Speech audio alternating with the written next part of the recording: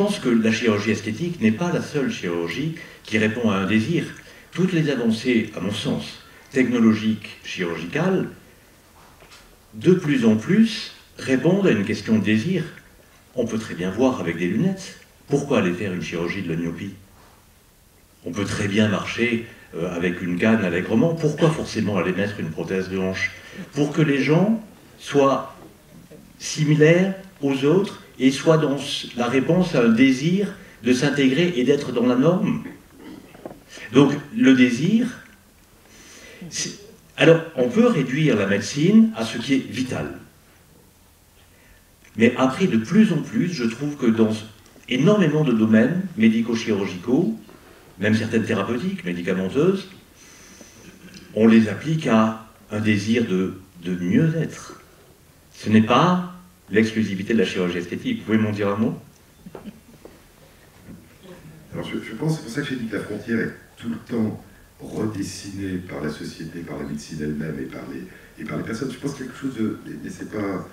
Il y a quelque chose de particulier en chirurgie esthétique. Ce que vous évoquiez, c'est une prothèse de hanche. On peut avoir une canne, mais on marche mal sans prothèse de hanche. Et d'un point de vue, je veux dire, si on a un problème pour marcher, en médecine classique, à tort ou à raison, hein, c'est un problème que la médecine peut corriger. Si on voit mal, c'est vrai qu'on peut mettre des lunettes, mais on voit mal, c'est pour ça qu'on va prescrire des lunettes. Et donc c'est plutôt un choix entre différentes interventions, mais qui ressortent, a priori, en tout cas à l'époque actuelle, je dirais, de la mission classique de la médecine. Moi, je crois que la chirurgie, la réflexion sur la chirurgie esthétique est intéressante parce que dans beaucoup de domaines, on voit actuellement neuroamélioration, assistance médicale à la procréation, que l'idée habituelle que la médecine prévient ou répare des maladies ou des handicaps est en train de se modifier dans la société, dans les sociétés et se modifier. Donc je crois qu'il y a une nécessité de réfléchir, encore une fois, à ce que la médecine veut et peut apporter, et ce que la société attend de la médecine. Il y a une autre question, je n'ai pas parlé tellement de la connexion. Est-ce que les opérateurs de ce qui n'est pas dans le champ classique de la médecine vont continuer à être les médecins?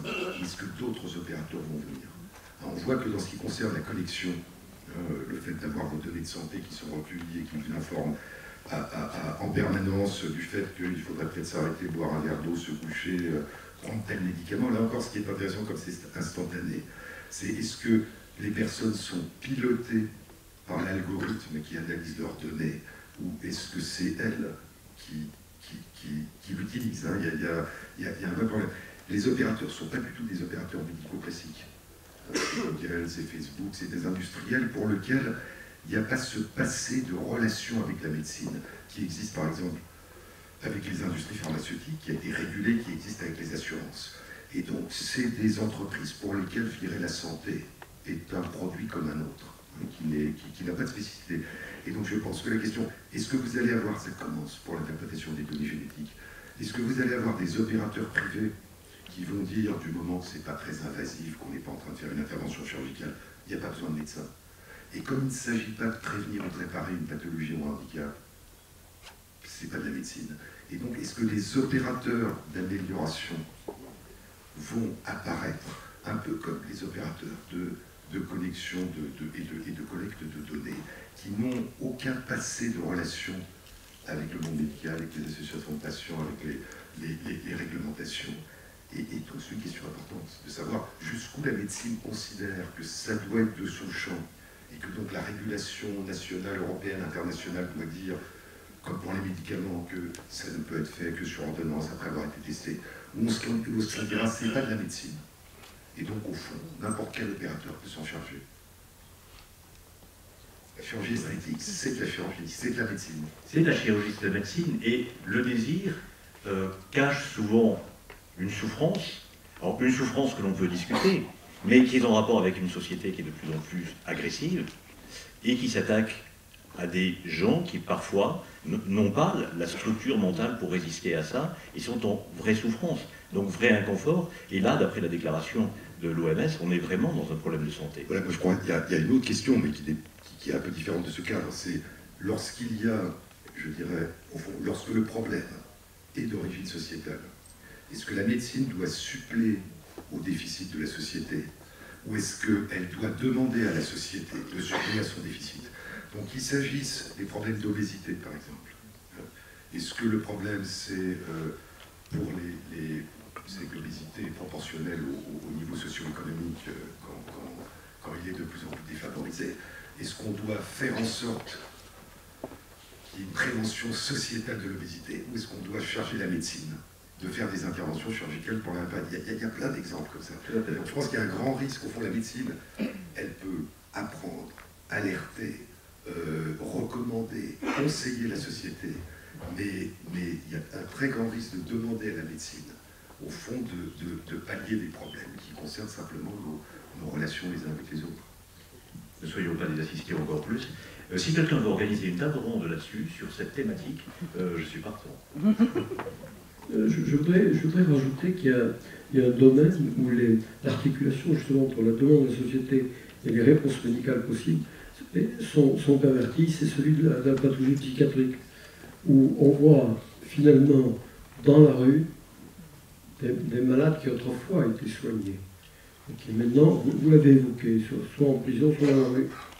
Il y a une défaillance sociétale qui permet à un domaine qui normalement est de l'ordre de la médecine d'échapper à la médecine.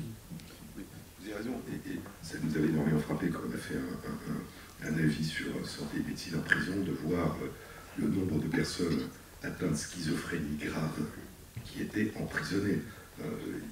Il ne nous semblait pas que la prison soit le meilleur lieu pour accompagner et soigner une personne qui a une schizophrénie. En plus, ce qui est intéressant, c'est que pour les gens qui n'étaient pas schizophrènes, ils cohabitent avec les schizophrènes. C'est comme si on enfermait quelqu'un qui n'a pas de problème psychiatrique dans une prison en le mettant ses vols au-dessus d'un en l'emprisonnant dans un asile. Donc ça paraît complètement surréaliste.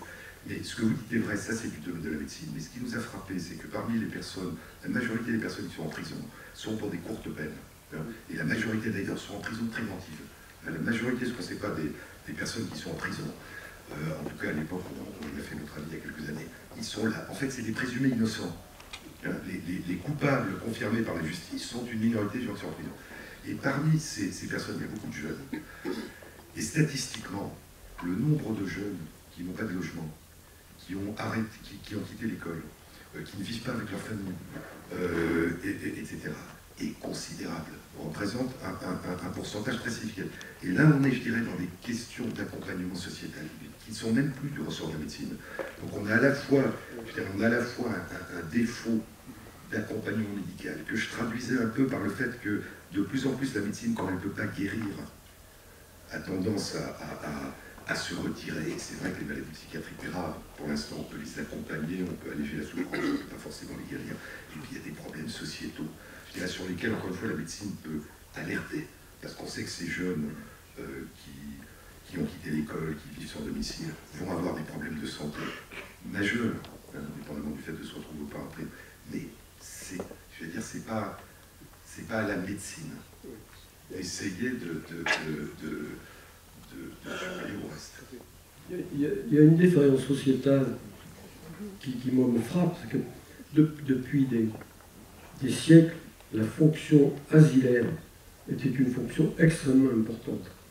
Et on a voulu, et ce sont les Italiens qui ont commencé à mettre les fous dehors, mais c'était les tuer, les abandonner. Et que la fonction asilaire est une responsabilité sociétale qui n'est pas remplie actuellement. Et ça pose un vrai problème. Indépendamment de cette question, moi je pense que, si vous voulez, le grand mouvement du 18e, du 19e siècle, ça a été d'enfermer ou d'isoler les personnes qui avaient des problèmes. À la salle des prières, c'était les fous, les prostituées, etc. Et on les met dans un coin à l'écart. Il y a pendant longtemps, c'était les pauvres. On raflait les pauvres. Donc il y a une tendance, au fond, quand des personnes sont dans une situation de vulnérabilité psychiatrique ou tout autre, à les isoler. Il y a des pays, par exemple, comme la Suède ou d'autres, dans lesquels nos EHPAD, où sont 1 million de personnes âgées, dont 70%, d'après l'enquête de l'Observatoire de la fin de vie, 70% sont là contre leur volonté. Bon, parce qu'on leur a dit, il faut aller là, on les place. C'est pas qu'on les accueille, on les place, on ne se place pas. on place les autres. Donc, il y a des pays dans lesquels le fait d'envoyer des gens vulnérables dans des lieux particuliers est considéré comme une atteinte à leurs droits civiques. Et donc, la question est évidemment pas de dire vous allez dans la rue, vous avez un handicap mental, vous avez une maladie Alzheimer, vous êtes autiste, vous êtes âgé, vous avez une maladie psychiatrique, allez, rentrez chez vous.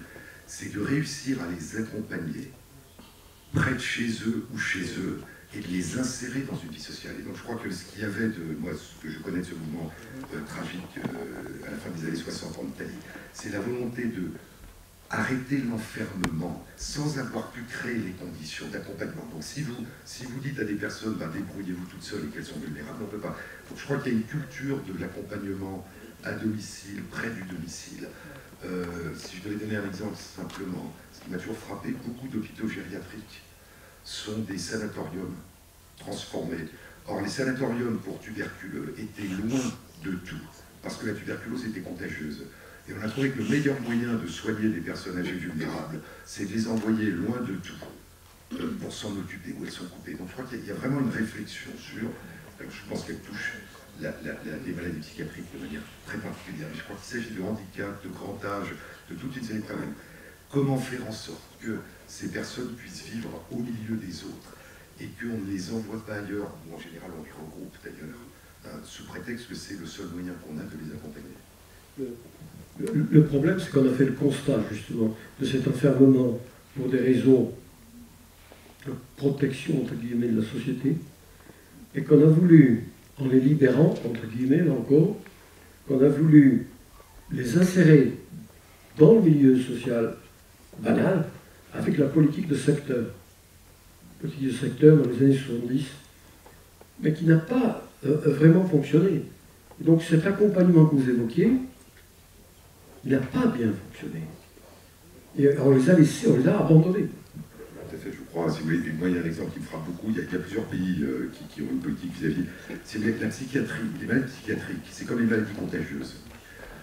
On soigne les personnes, mais on en a peur, parce qu'en même temps, on s'en protège. Ce qui m'a beaucoup frappé, c'est l'isolement des personnes atteintes de handicap mental. On n'en a pas peur, et pourtant, on les isole quand même. Et moi, ce qui me frappe, c'est que, encore une fois, en Suède, mais c'est vrai au Canada, c'est vrai dans certains autres pays, mais en Suède, c'est très particulier depuis les années 90, puisque ça a été inscrit dans la loi pour toute personne vulnérable. Une personne qui a une maladie d'Alzheimer, une personne qui est atteinte d'autisme, une personne qui a une trisomie 21, quel que soit l'âge, une personne qui a la traumatisme crânien, habite chez elle ou dans un petit appartement avec 3 ou 4 personnes, on vient s'en occuper, on vient lui permettre de sortir, on l'accompagne partout, elle va au magasin, elle va à la piscine, et elle vit du mieux possible avec les autres. Et la Suède d'ailleurs, il n'y a pas de pays bon et pas bon, il y a des périodes où la société prend des approches plus humaines. La Suède avait été très dure avec les personnes handicapées. La Suède avait été un des derniers pays à les stériliser dans les années encore, à la fin des années 60. Elle avait, contrairement à nous, créé suffisamment d'institutions pour y envoyer toutes les personnes atteintes de handicap mental. Et d'un seul coup, au début des années 90, elle a considéré que, comme je le disais, isoler une personne sous prétexte de l'aider en l'isolant des autres, c'était lui dénier ses droits civiques. Et toutes les institutions pour personnes handicapées mentales en Suède sont fermées. Donc, je veux dire, après, chaque approche est spécifique. On n'accompagne pas de la même façon une personne atteinte de maladie d'Alzheimer, une personne autiste, une personne atteinte de trisomie, une personne atteinte de maladie psychiatrique.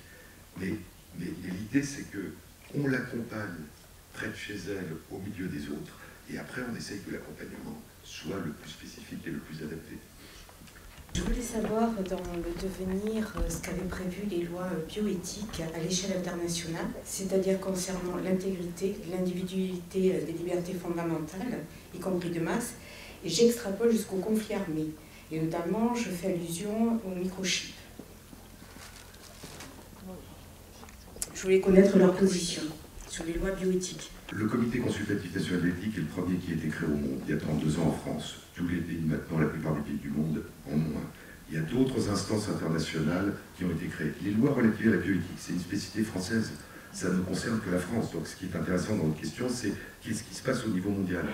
Il y a au niveau de l'UNESCO, il y a au niveau du Conseil de l'Europe, un certain nombre de documents, pour certains non contraignants. Vous savez qu'il y a beaucoup de déclarations internationales qui sont non contraignantes.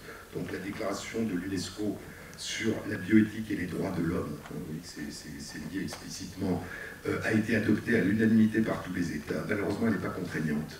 Et donc c'est pas parce que les États l'ont votée qu'ils l'appliquent. Par contre, au niveau du Conseil de l'Europe, il y a des résolutions contraignantes pour l'ensemble des États qui font partie du Conseil de l'Europe. Il y a au niveau de l'Union européenne des textes contraignants. Il y a certains textes au niveau de l'ONU. Donc vous voyez que tout ça se tisse progressivement avec la question que vous évoquez, sur quoi est-ce que tous les pays et toutes les instances sont d'accord et sur quoi elles ne sont pas d'accord. Et dans des questions qui peuvent paraître fondamentales comme touchant à la fin de vie, l'assistance au suicide, l'euthanasie, l'absence de... Vous voyez que même à travers l'Europe, eh bien, il suffit de passer une frontière pour s'apercevoir que nous avons, prenons l'Europe, hein, ça existe pas au niveau international, nous avons une Cour européenne de justice et nous avons une Cour européenne des droits de l'homme qui veille au respect de la Charte des droits de l'homme de tous les pays de l'Union européenne, sans parler du Conseil de l'Europe. Eh bien, la Cour européenne des droits de l'homme et la Cour européenne de justice considèrent aujourd'hui que l'euthanasie ou l'interdiction de l'euthanasie, l'autorisation de l'assistance au suicide ou son interdiction, l'autorisation de la gestation pour autrui, ce qu'on appelle les mères porteuses, ou son interdiction, l'autorisation de recherche sur les cellules de souche embryonnaire ou son interdiction, sont tous compatibles avec la Charte européenne du respect des droits de l'homme. Par contre, la peine de mort est incompatible avec la Charte européenne des droits de l'homme. Vous voyez qu'il y a deux questions. Il y a sur quoi est-ce qu'au niveau européen, au niveau mondial, nous réussissons à nous mettre d'accord et nous réussissons à appliquer, et sur quoi il y a des désaccords qui peuvent tous être jugés compatibles avec le respect fondamental des droits de la personne, et donc donner lieu à des applications différentes. Et c'est ce double mouvement de réflexion sur ce qui nous réunit et sur ce qui nous sépare, je dirais, qui, en Europe au moins, fait avancer la réflexion éthique et la législation. C'est plus compliqué au niveau mondial, parce que certains pays, qui sont des pays autoritaires, qui sont des pays plus ou moins dictatoriaux, ne sont pas des pays dans lesquels le respect des droits de la personne est considéré comme quelque chose d'extrêmement important. Et là, ce que l'UNESCO, le Conseil de l'Europe, l'Organisation mondiale de la santé essayent, c'est de favoriser ou de forcer un peu la mise en place d'instances indépendantes qui puissent, dans ces États, veiller ou commencer à veiller au respect des libertés. Il n'y a qu'à partir du moment où le respect des droits fondamentaux est assuré par certaines instances qu'on peut commencer à discuter. Mais vous avez encore des pays aujourd'hui où le respect, vous savez, des droits fondamentaux de la personne n'existe pas, pour des droits multiples. Et là, c'est la Déclaration universelle des droits de l'homme. Le droit à l'éducation, le droit à préserver la santé. Donc vous voyez que ça croise toute une série de considérations. Et le problème, quand vous voyez les massacres et les tragédies qui ravagent une partie du monde aujourd'hui, c'est que c'est pas facile au niveau international d'assurer le respect des droits de chacun.